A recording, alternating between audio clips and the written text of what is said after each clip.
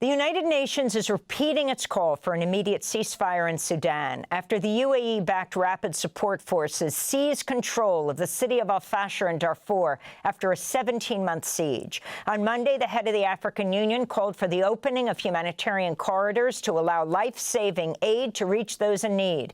The African Union also condemned reports of war crimes in Fasher. One group allied with the Sudanese military has claimed the RSF has, quote, executed more than 2,000 unarmed civilians, unquote, since taking control of Fasher. The fall of the city is seen as a major blow to the Sudanese military. On Monday, Sudan's army chief, General Abdel Fattah al-Burhan, announced the withdrawal of his soldiers from their last stronghold in Darfur. Everyone has followed what has happened in Fasher. Certainly the leadership there, including security, made assessments that they have to leave the city due to the systemic destruction and killing of civilians. We agreed with them to leave the city and to go to a safe place so as to spare the rest of the citizens and the rest of the city from destruction. On Monday, the UN humanitarian coordinator in Sudan, Denise Brown, warned of the escalating humanitarian crisis in Fasher and throughout Sudan.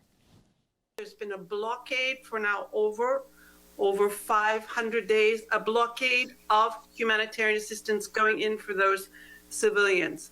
So I just want to reiterate, there are civilians in Fasher. It is a fact. And once again, and we've said it dozens of times, the UN calls on the RSF to allow safe passage for them to leave, particularly as the fighting has intensified over the past 24 hours. These individuals are at increased risk of being injured or killed. OHCHR has just a few minutes ago reported on a multitude of reports of summary executions of unarmed men and civilians in Fasher. The Sudanese military and the UAE-backed RSF have been fighting since 2023. Since then, more than 150,000 people have died across Sudan. About 12 million have fled their homes. We go now to Marine Alneel, a Sudanese activist, usually joins us from Khartoum or in Sudan, but is now in Nairobi, Kenya. Marine, can you talk about the significance of the RSF taking over Fasher, the role of the UAE, and the level of famine in this city, what it means for the whole country? The most important aspect of the RSF taking control of Fasher is the humanitarian aspect. We've seen the situation in Fasher in the months of the siege, which were about 18 months of siege. And during that time, the RSF built barricades from sand that just completely surrounded the city, making sure that no one goes in or out except through one, what they called a safe corridor. And it was anything but safe. People were facing multiple violations through that route.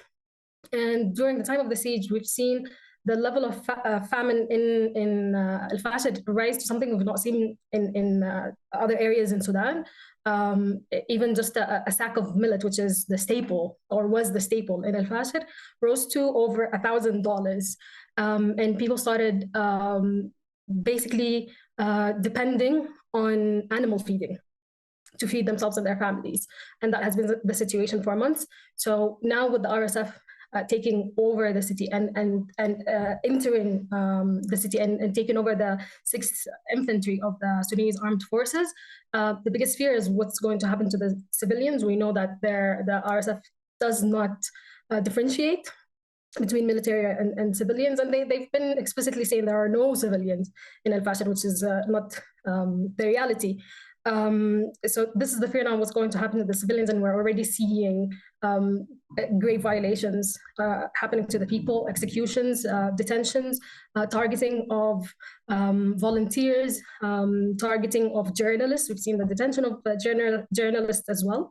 And when it comes to what does this mean for the war in Sudan in total, this just shows us that what the Sudanese Armed Forces have been promising, which is military victory that is going to end the war, is nowhere near happening.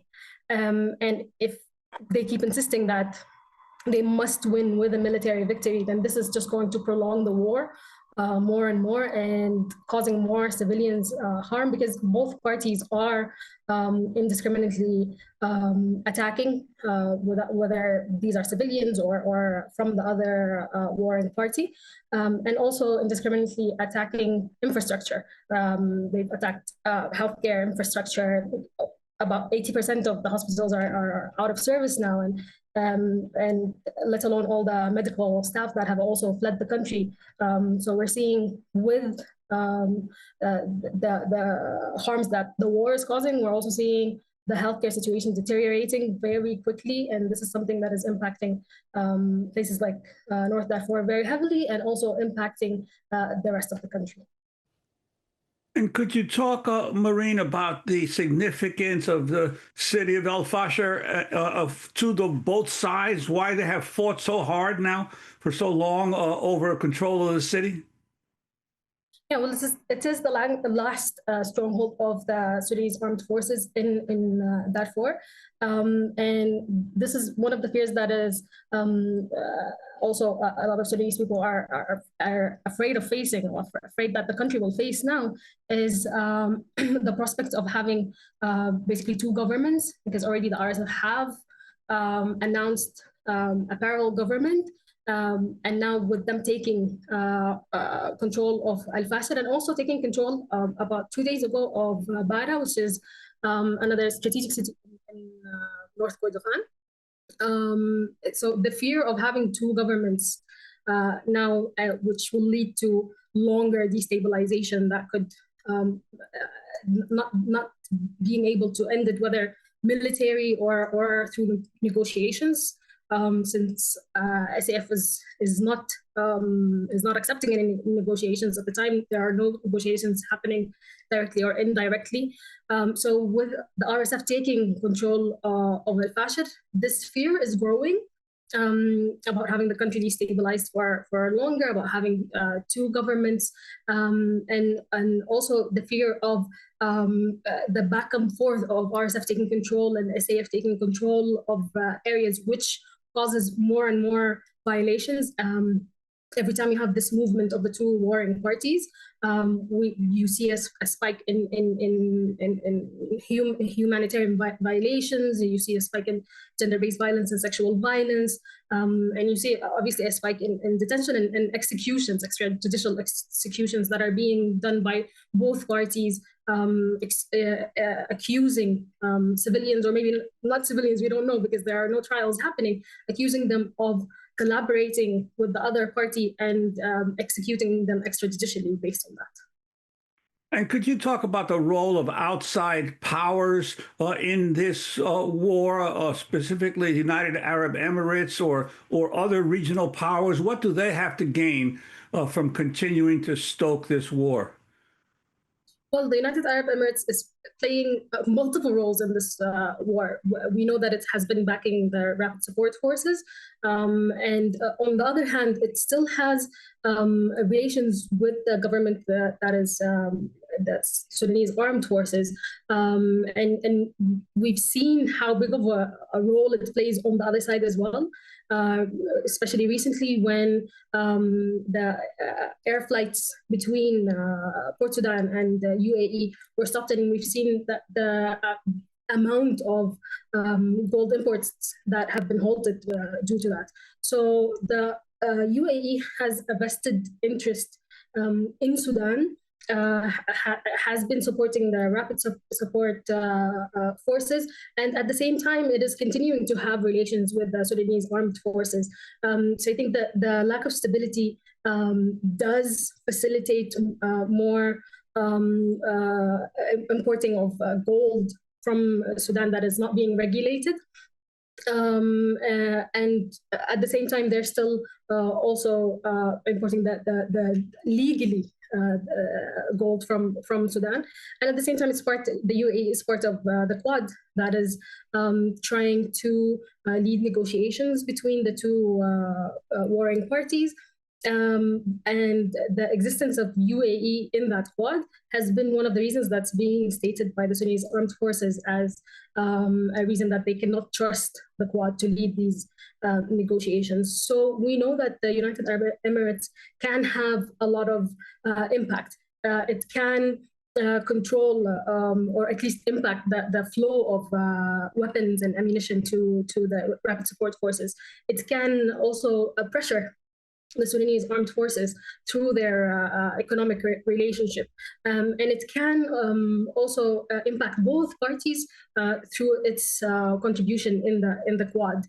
So they're able to influence the situation to something better if that was their priority. But we know very well that the priority is the economic gains that they have from Sudan. So finally, Marine Alneel, what do you feel can be done at this point? What is civil society calling for?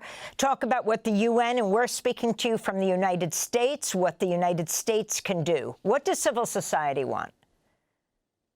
At this moment, what's important, we have an urgent situation that is happening now in Fasher. So there is a need for urgent help. There is a need for having the aid reach the people. We've had over 1,000 families fleeing Fasher and reaching Tawila, a nearby town. And all of these people are in desperate need of humanitarian assistance. That needs to be organized. There are groups that are working on the ground. There are community-based groups, there are grassroots groups that are working on the ground, and that can be supported. And when we're talking, on the other hand, what can be done from the United States, I think, the United States is also part of the Quad, so people in the United States can work on influencing the United States by prioritizing the safety of the people and the livelihoods of the people. We've heard the special envoy of the US say that their main concern, this was before the takeover of Fasher, their main concern, they said, is the relations between the Sudanese Armed Forces and Islamic movements. And I think it's important to move the main concern from any power sharing prospects to what is happening to the people now on the ground, especially when we have such a dire situation. And another area that can be also very impactful is to see some seriousness in the measures that the US is taking. We've seen them impose sanctions on a number of rapid support forces leaders, while at the same time there are reports of rapid support forces leaders roaming freely in Washington, D.C., actually. So there is a question of how serious are these measures that are being taken against the perpetrators to try to pressure them to prioritize the humanitarian situation right now and pressure them into at least a humanitarian ceasefire like the Quad has suggested for 3 months.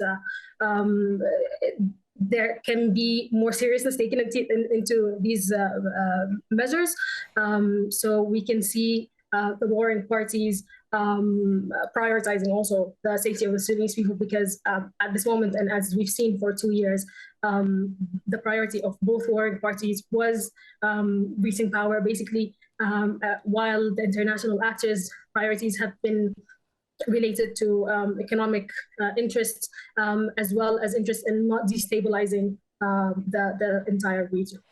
Thanks for watching Democracy Now! On YouTube. Subscribe to the channel and turn on notifications to make sure you never miss a video. And for more of our audience-supported journalism, go to democracynow.org, where you can download our news app, sign up for our newsletter, subscribe to the daily podcast, and so much more.